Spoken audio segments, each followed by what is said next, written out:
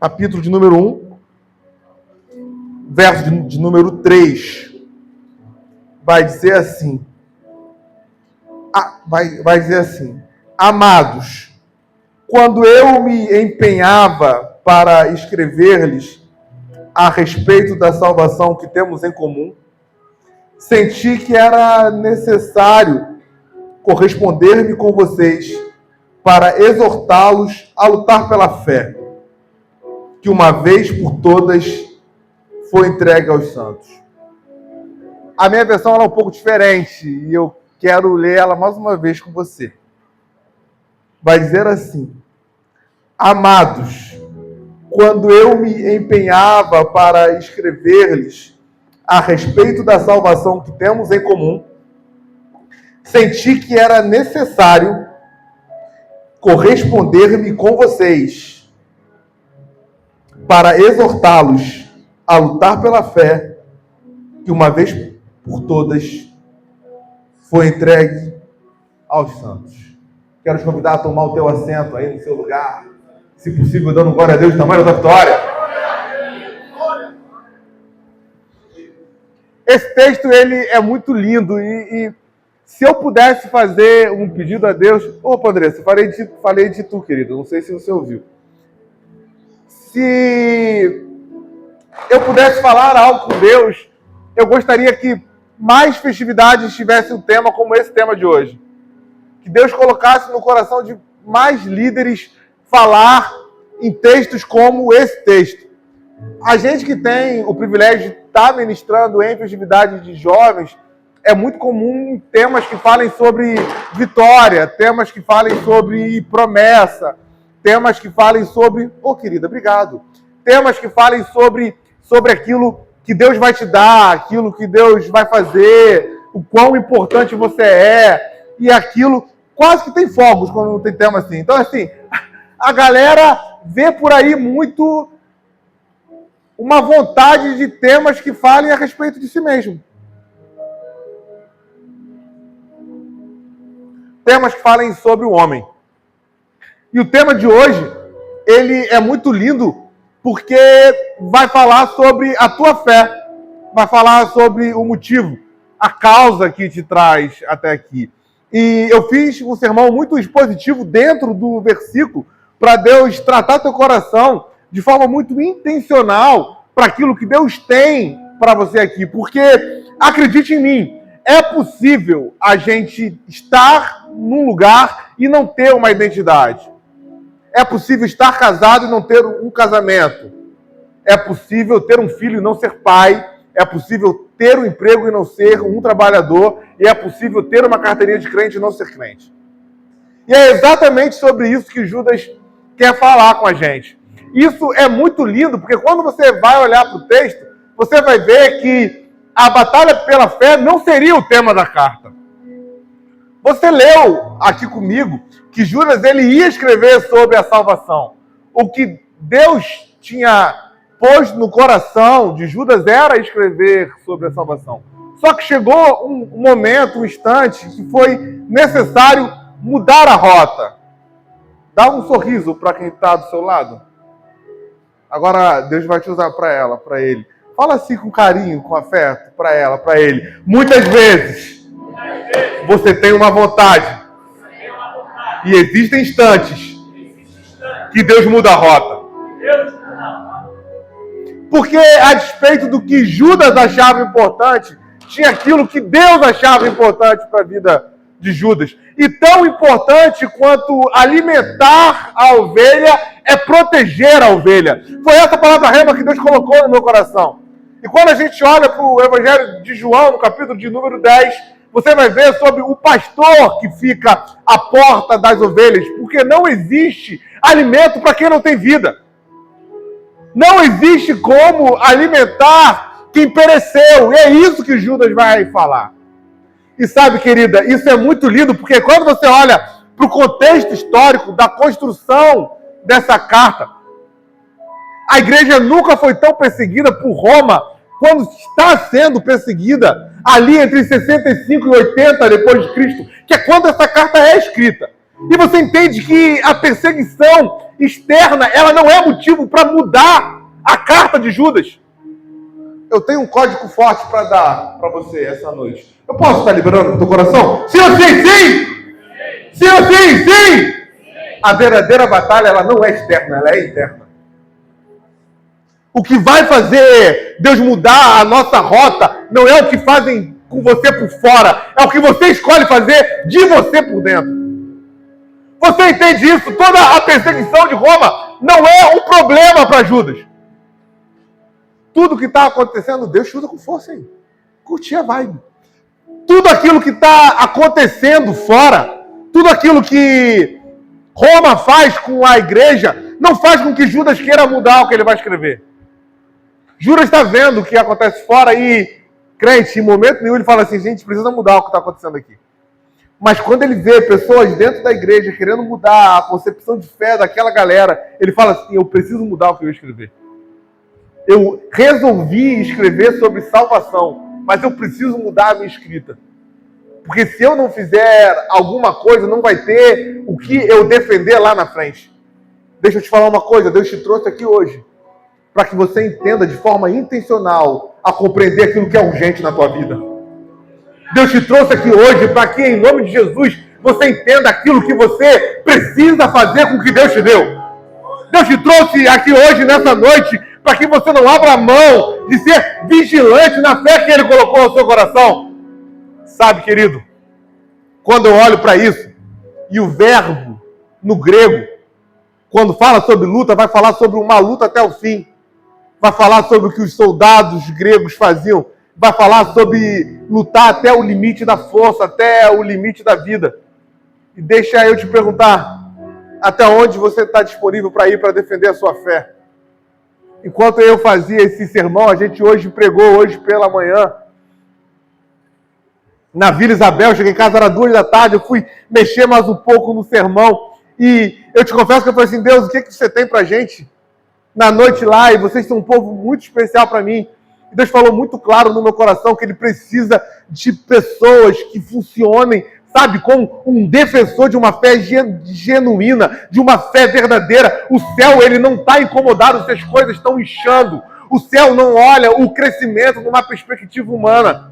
Jesus, ele não se incomodou em andar com 12. A gente precisa estar disponível a andar com aqueles que estão debaixo de um propósito e entender que nem todo mundo que vai encontrar comigo no caminho vai seguir comigo no caminho. Oh, aleluia! Mas sabe o que eu vejo? A gente às vezes tem o privilégio de dar aula em faculdade federal, como psicólogo, né? E quando eu vou lá dar aula como psicólogo, eu percebo que às vezes é difícil ser crente naquele lugar. Ser crente com uma fé genuína, sabe? Isso aqui está sendo gravado, uma fé onde você pode falar que macho é macho e fêmea é fêmea, porque é o que a Bíblia diz que é. Mas aí o que a gente faz? A gente fica com medo, o que vão falar, o que vão pensar, o que vão dizer, se isso estoura, vão me cancelar, vai acontecer alguma coisa. Crente, em nome de Jesus, a gente está falando sobre um novo testamento, onde as pessoas estavam disponíveis a morrer, a perder a sua vida, a sua família, a perder tudo, para defender uma fé genuína.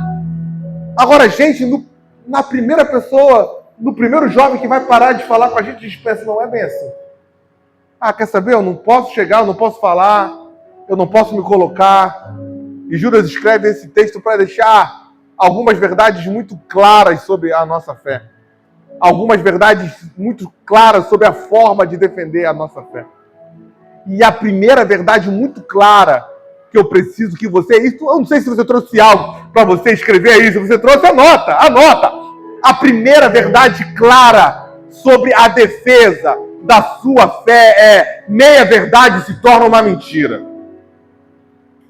A fé, ela não aceita um galhozinho nela, ela não aceita um puxadinho nela. Deixa eu te falar uma coisa. Quando você vai ver os próximos versículos desse capítulo 1, as pessoas não chegaram lá derrubando a fé da igreja. As pessoas chegaram lá tentando contextualizar o que é a verdade. E exegeticamente a Bíblia inteira é assim. Como é que acontece no Éden? Tu lembra? Tu lembra como é que a serpente fala com Eva? ela chega falando uma coisa que não é o que Deus disse. Ela muda um pouquinho e ela torna a meia-verdade uma mentira completa. Ela chega e tem um texto que quase ninguém conhece e tu precisa ler esse texto, crente. Que é quando Salomão fala em Eclesiastes 10:1, que ele fala: uma mosca morta acaba com todo o frasco de perfume. E, meu irmão, isso é muito lindo. Porque quando eu olho para Paulo, Paulo vai falar: combati o bom combate, acabei minha carreira e guardei a minha. Paulo está falando: até o final eu sou irrepreensível. Paulo está falando: até o final está tudo bem. Até o final eu fiz aquilo que tinha que fazer, da forma que eu tinha que fazer, como Deus mandou. Mas quando a serpente chegou com uma meia-verdade. Eu posso dar um código forte para a sua vida? Sim ou sim? Sim! Muitas vezes o diabo ele não vai te dar um projeto demoníaco, ele vai te dar um projeto pessoal. Porque o projeto pessoal... Ô, Max, como é que você tá, querido? Que saudade sua, cara. E aquele filho lindo, como é que tá? Tá por aí? Manda um beijo pra ele depois. Manda ele aqui me dar um beijo. Um querido, show pai, lindão. Quando a gente olha, Fernando, o que é um projeto pessoal? É um projeto que não é o projeto que Deus tem para a tua vida. Deixa eu te falar uma coisa. Pedro, meu irmão, Pedro, tá? Não era o Zé Coxinha, não, Pedro. Jesus chega para Pedro e fala: Pedro, sobre essa pedra eu edificarei a minha igreja. E as portas do inferno não prevalecerão sobre ela. Você pensa: uau! Agora Pedro estourou no game, irmão, agora tá lindo demais.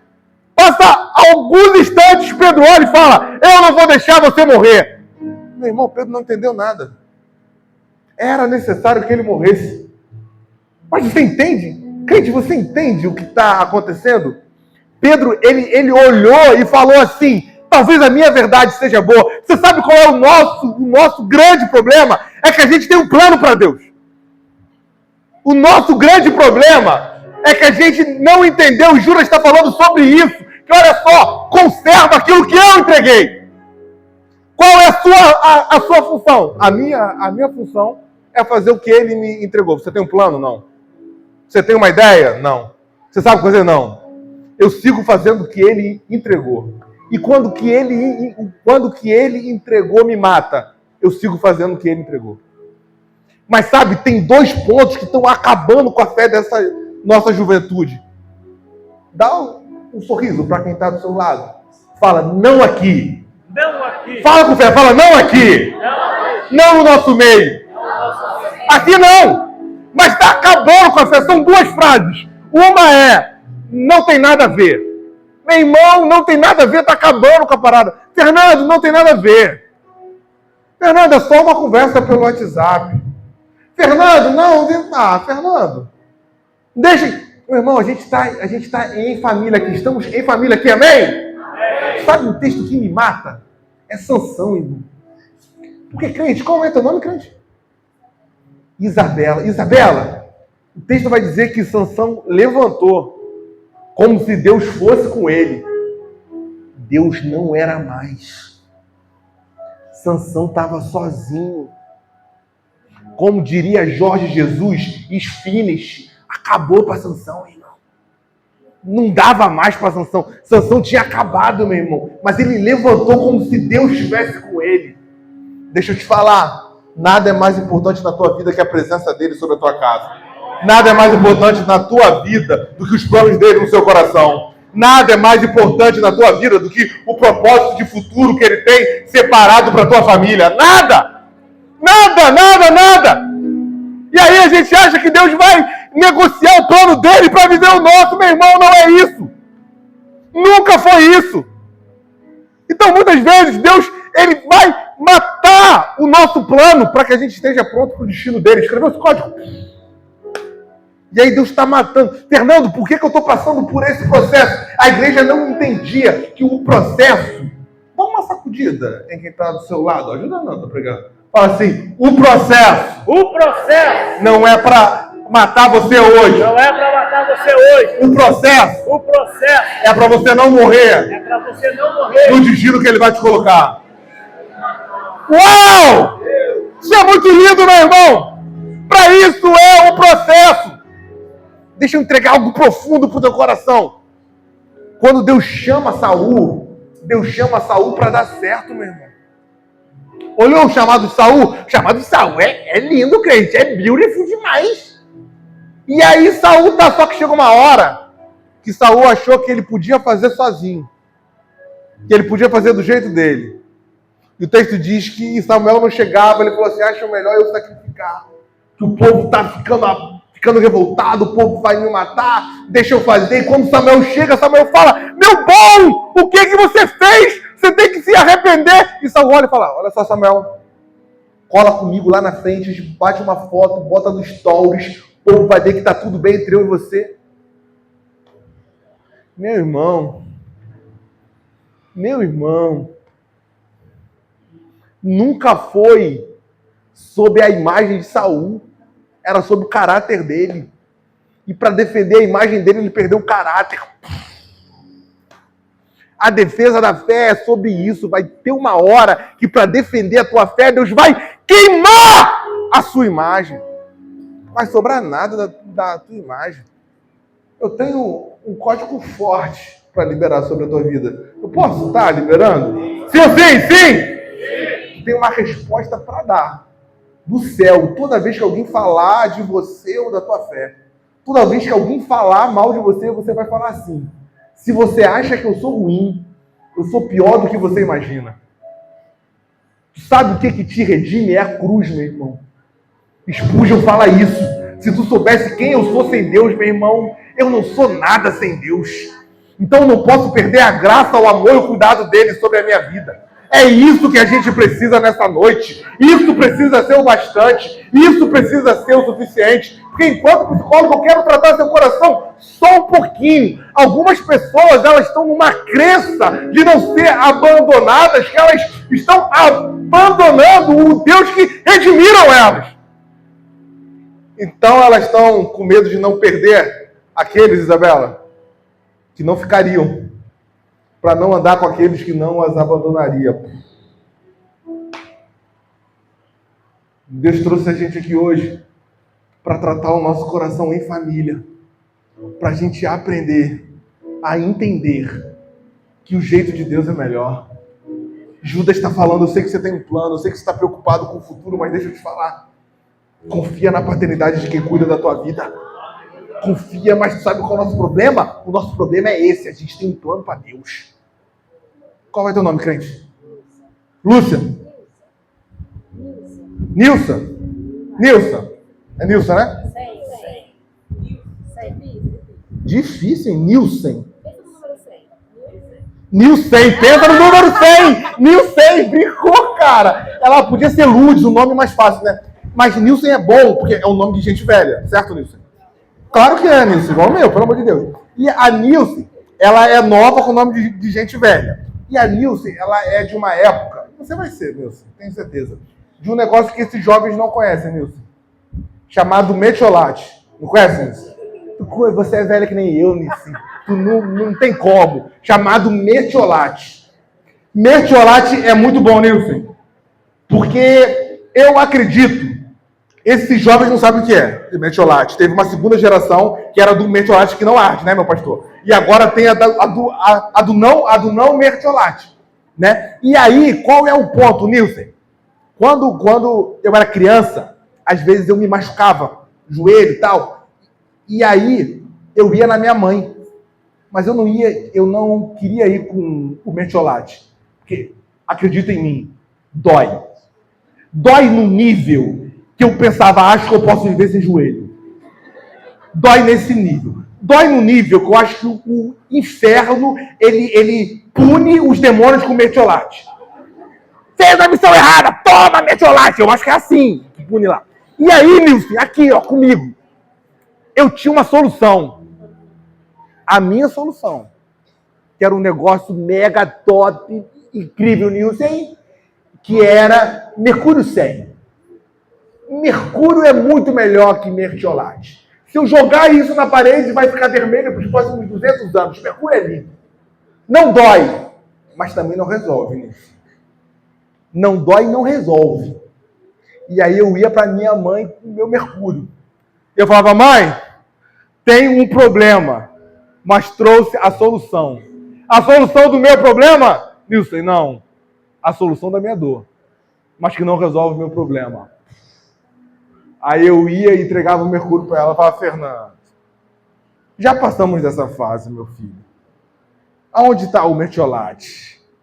Deixa eu te falar uma coisa. Deus te trouxe aqui hoje para você entender que batalhar pela tua fé é entender que a tua fé vai trazer uma dor que te traz cura. Batalhou, aleluia, tem 2 ou 3 crentes comigo aqui nessa noite. Para você entender, em nome de Jesus, que os processos que você não quer passar está moldando o caráter que você precisa para chegar no lugar que ele tem. Porque em nome de Jesus, nunca foi... Esse relógio está certo? O sangue de Jesus tem poder, é isso mesmo? Está certo aqui? Meu Deus do céu! Jesus dos crentes, falta só 8 tópicos, irmão. Misericórdia! Quando a gente olha e a gente fala assim, Fernando, por que então que Judas está escrevendo isso? Judas não está escrevendo para o povo não passar pelo processo. O povo está escrevendo porque, anota isso aí, anota. A forma com a qual você passa muda o tempo que você chega. A forma que você passa muda o tempo que você chega. Se meia verdade não torna uma verdade, torna uma verdade uma mentira. Eu preciso que você entenda que a forma que você defende a tua fé muda o tempo que você chega no teu destino. Fernando, tu pode falar de forma mais profunda para mim? Claro que posso, querido. Deus chamou Saul, não chamou? E quando ele chama Saul, o coração de Saul tá lindo, né? E aí o coração de Saul se perde. Aí ele chama Davi. Só que Davi era um Davi com potencial de ter um coração de Saul. Então o que ele faz? Ele usa a ferramenta Saul para manter o Davi um Davi. Ele chama Saul e fala, eu não vou permitir que esse Davi se torne um novo Saul. Então eu vou levantar um Saul para que o caráter dele permaneça o caráter de Davi. E você percebe que a forma que ele passa muda a forma que ele chega? Você percebe que... Você entende que ele tem a vida de Saul na mão dele? E ele poupa Saul porque ele confia na paternidade de quem falou para ele? A nossa crise nunca foi pela dificuldade do nosso processo. A nossa crise é sobre o não conhecimento da identidade de quem está com a gente. Posso ir mais fundo? Sim ou sim? Sim! O barco está lá. E o barco parece que vai afundar. Afunda e não afunda, e vai, e faz, e não sei o quê. E aí os discípulos estão... Ei, você viu Jesus? Não! Toma água, irmão. E cadê ele? Alguém fala. Tá ali.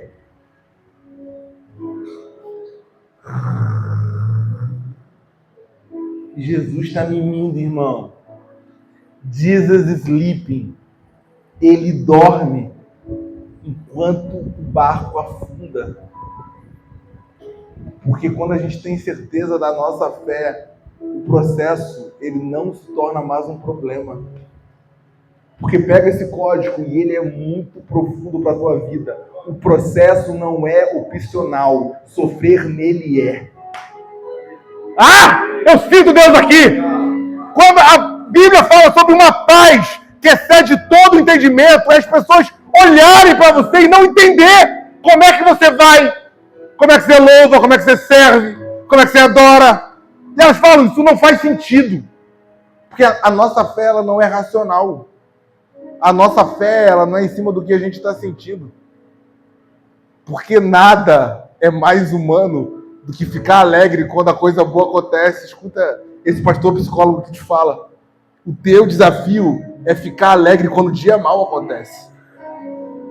O teu desafio é quando tudo ao redor parece desmoronar. E a tua esposa fala, amaldiçoa esse teu Deus e morre. Você olhar e fala assim, fala como uma louca, mulher. Deus deu, Deus tirou, louvado seja o nome do Senhor. Você entende a forma que Jó optou passar pelo processo dele, não como um mendigo que não tem, mas como um filho que reconhece o pai que cuida dele.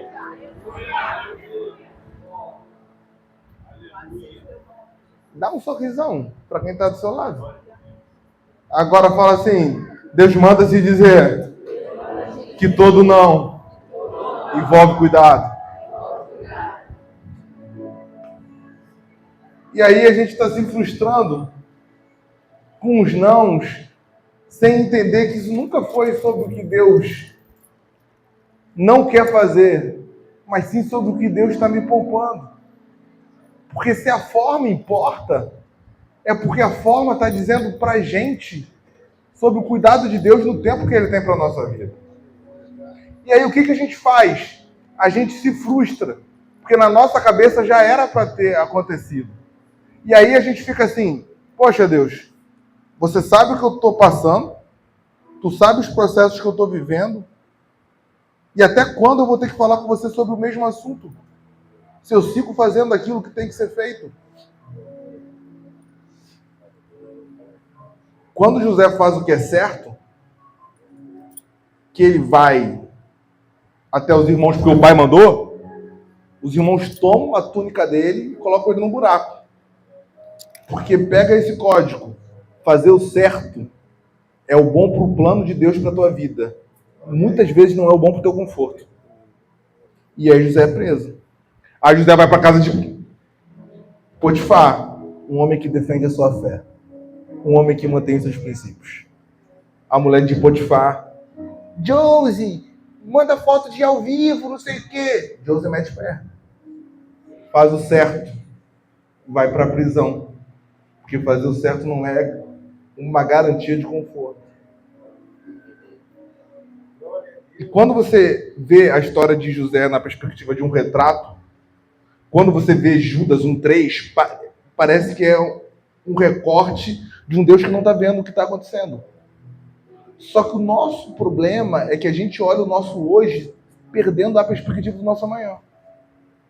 E aí a gente pede para Deus uma bênção. E a defesa da fé é para me deixar pronto para a bênção que eu quero. Porque eu preciso parar de pedir uma bênção. Eu tenho que começar a estar pronto para a bênção que Deus já me deu. Mas não entregou, não depositou, porque eu estragaria ela. Por isso que o versículo fala sobre depósito, entende? Você sabe dirigir, não sabe? Ele sabe? Não sabe dirigir. Essa aqui é a chave do meu carro. É uma tracker, tá ali atrás. Se eu entrego a chave do meu carro para ele, você percebe que ele vai bater no primeiro poste? Vai nem sair do lugar. Mas se eu entrego para você, você vai para casa. Você entende o nível de profundidade que Deus está levando a gente nessa noite? O que a gente faz? A gente pede o carro e não pede para ser um motorista. Então a gente está frustrado com um carro que nos daria morte se Deus desse para a gente. Porque a gente não seria um motorista para esse carro. Você entende o nível que Deus está falando? Então Judas está falando assim, eu não vou diminuir a prova. Vai ter uma prova de habilitação mais difícil. Porque o carro que eu vou te dar é tão difícil que você tem que ser um motorista melhor. Só que a gente está em crise com Deus, porque a gente fala assim, Deus, eu preciso que você me deu hoje. E Deus está, filho, está pronto há muito tempo. Mas eu preciso que você entre na autoescola, que você passe a prova, e que se tu reprovar, que tu faça de novo, e faça de novo, e faça de novo, porque não tem carro, not car, enquanto você não souber dirigir. É sobre isso que o texto fala com a gente. E aí a gente tem menos crise. Quando a gente entende que a gente está pronto, não para o carro que a gente quer, mas para o destino do carro que ele tem, para mim e para a tua vida. E aí a gente entende que a frustração, ela só vem quando eu não estou debaixo do propósito que Jesus entregou para mim e para a tua vida.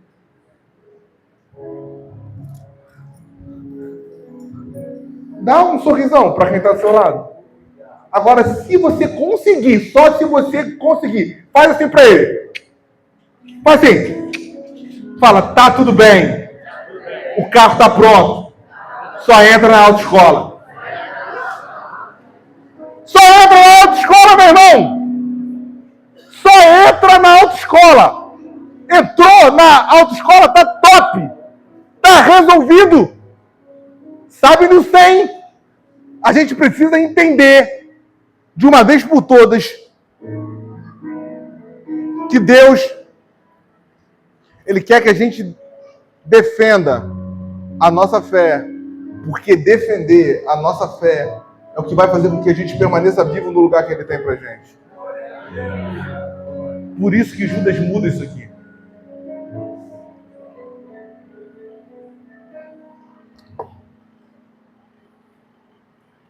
Sabe,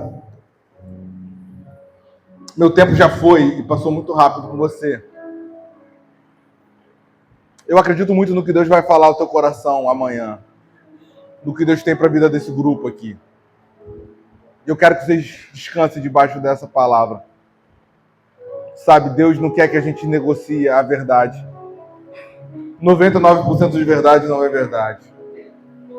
Deus quer que a gente entenda que a forma importa. Deus quer que a gente entenda que existe um lugar em mim e em você que altera o tempo da resposta de Deus para a nossa vida. Você entende que Ana ia com Penina para o mesmo lugar? E o texto diz todos os anos, every years, em inglês, em polonês, Lewandowski. Ana ia todos os anos para o mesmo lugar com Penina. E ela voltava sem filho.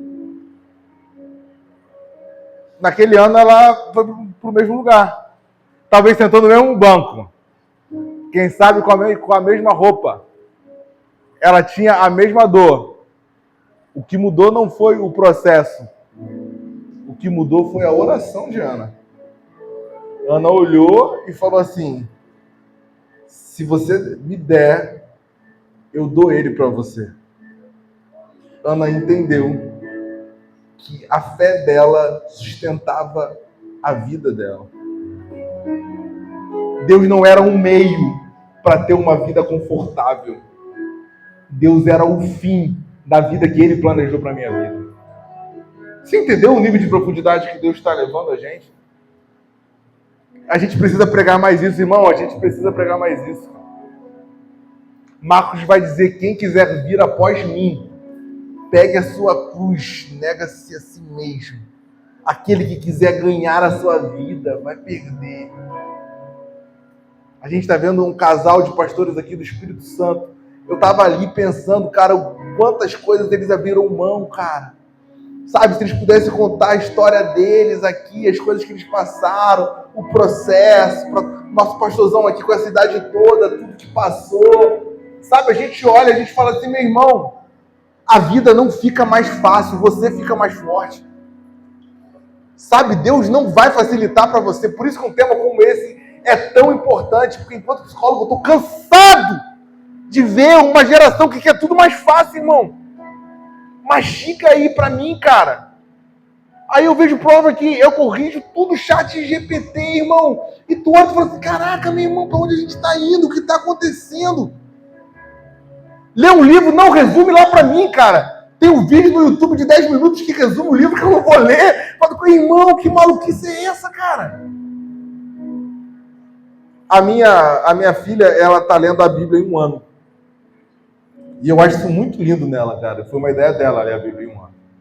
E aí, quando acabou Levíticos, ela falou assim: pai, finalmente acabou Levíticos, cara. Não aguentava mais Levíticos. Estava realmente difícil Levíticos. E um dia ela me chamou para ler com ela. E tá lá. O alpendre tem tantos metros, a cortina tem tantos metros, 3,15 para cima, 4,20 para baixo, e repete aquilo 1 milhão de vezes, a cor é púrpura, azul, não sei o que, papai. Ela fala: pai, isso aqui é muito chato, porque tem isso aqui em tantos capítulos, em tantos lugares, em tantas formas. E eu falei: filha, não sei. E eu lembro de eu ir para a cama e pensar: Deus, isso realmente é muito chato, eu não posso falar para ela, mas por que aquilo é de tantas maneiras, de tantas formas, de tantos jeitos? E Deus falou de uma forma tão clara no meu coração: filho, alguns princípios para mim são imutáveis, cara. Não é sobre você saber por quê. É sobre você cumprir o que eu estou mandando. Não muda 1 centímetro daquilo ali, cara. Você entende? Não é sobre 3 e 15. Só que eu, Fernando, eu olho e falo, eu acho 3 e 14 melhor. Eu falo, deixa eu diminuir isso aqui, essa cor não orna. Deixa eu olhar. Sabe? O texto é sobre isso. A fé que foi entregue aos santos, eu depositei uma vez. Não atualiza a Bíblia, não melhora a Bíblia, não muda a Bíblia. É exatamente como está. E se está ficando difícil, é porque você está ficando fraco. E aí o que a gente faz? A gente olha e fala assim, deixa eu pensar nisso aqui melhor, cara. Aí os jovens lá da nossa igreja, Nando, vamos fazer isso aqui, porque isso aqui chama gente. Eu não quero chamar gente, cara. Eu não estou preocupado em chamar gente. Não, cara, chama fulano de tal para pregar, que tem muito seguidor que vai vir. Eu não quero saber disso, irmão. Tira a mão de mim, me deixa em paz. Não, cara, a gente não vai fazer isso, cara. Sabe, parece que Jesus é legal, mas Jesus deixa eu te ajudar e trazer mais uma coisa para cá. Deus manda te dizer, a cruz é o suficiente. Jesus é o bastante. A palavra é a autoridade final. Deus não precisa de nada além do que já foi feito. Quando ele falou, está consumado, ele consumou de uma vez por todas. Ele não precisou da minha opinião. Ele não quer a sua ajuda. Ele não necessita da nossa atualização. Vamos seguir fazendo o que ele mandou a gente fazer. Aleluia! Aleluia!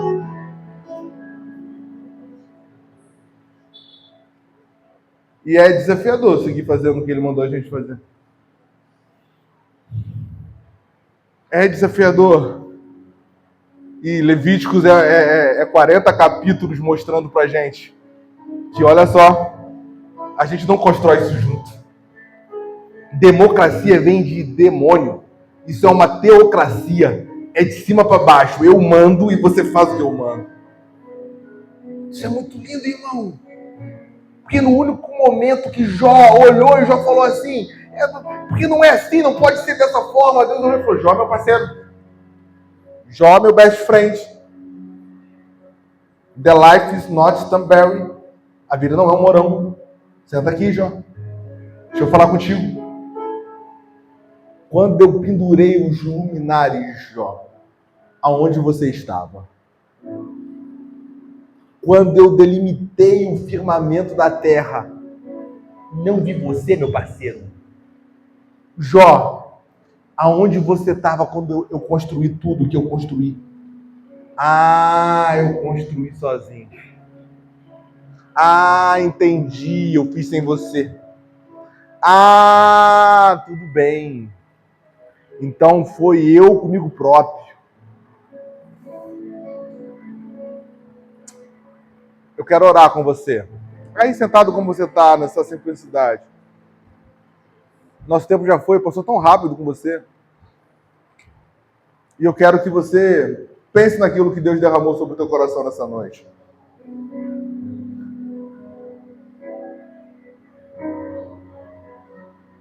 Porque é muito tentador a gente achar que pode fazer do nosso jeito. E quando eu olho para esse verso 3, uma vez por todas foi entregue. O verbo no grego entregue quer dizer que aquilo estava pronto quando foi dado. Em outras versões está depósito. Ou seja, Deus me deu algo pronto. A minha função é só não alterar aquilo que Deus fez. A minha função é só não mudar aquilo que Ele faria sem mim. Se eu não viesse aqui pregar, ia ter um pregador bem melhor que eu. A minha única função é só não estragar aquilo que Deus faria se eu não estivesse aqui. Aquilo que Ele vai fazer amanhã, aquilo que Ele fez no domingo passado aqui, aquilo que Ele vai fazer no domingo que vem.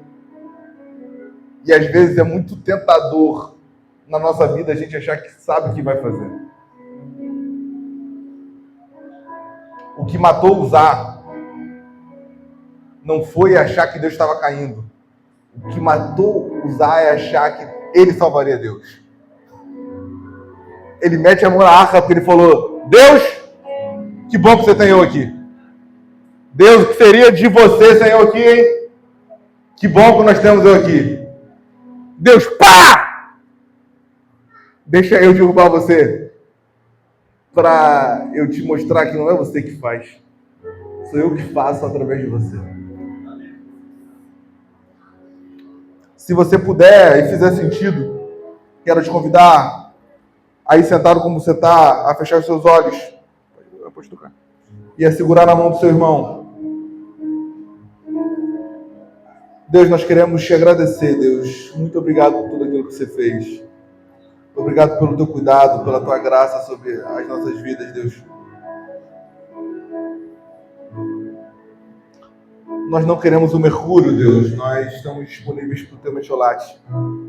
Nós estamos disponíveis para a tua verdade, ainda que ela nos machuque. Nós estamos disponíveis porque a tua verdade está moldando o nosso caráter, está curando as nossas dores, cicatrizando as nossas feridas, Deus. A tua verdade está fazendo com que eu esteja pronto para o carro que você já tem.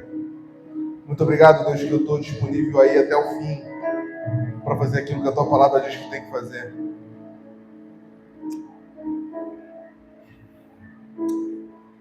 Deus, obrigado porque eu e a minha esposa estávamos conversando essa semana. E se for para ser perseguido pelo teu nome, que coisa boa, né, Deus? Que a gente possa estar disponível para ser perseguido pelo teu nome, que a gente possa estar disponível para entender que uma mensagem sobre essa e um tema sobre esse é sobre uma verdade, uma disposição para pagar um preço. Deus, toma essa juventude em tuas mãos, Pai, continua guardando a vida de cada jovem aqui na Igreja Apostólica Cristã, Deus, os que louvaram, os que estavam no banco, cada vida aqui representada, Deus, os pastores aqui, Deus, visita o pastor Fábio lá no hospital, Deus, continua cuidando do teu filho, continua guardando a casa dele, Deus, quero te agradecer pela coordenação, Deus, pela vida de cada crente aqui, que só possa continuar nos usando, apesar dos nossos medos, das nossas limitações, dos nossos defeitos. Obrigado porque nós vivemos no reino de amor, Pai, no reino de paz e de justiça. Continua nos guardando, essa é a oração da tua igreja, em nome de Jesus. Aleluia. Se você puder, fizer sentido, aplauda o Senhor Jesus.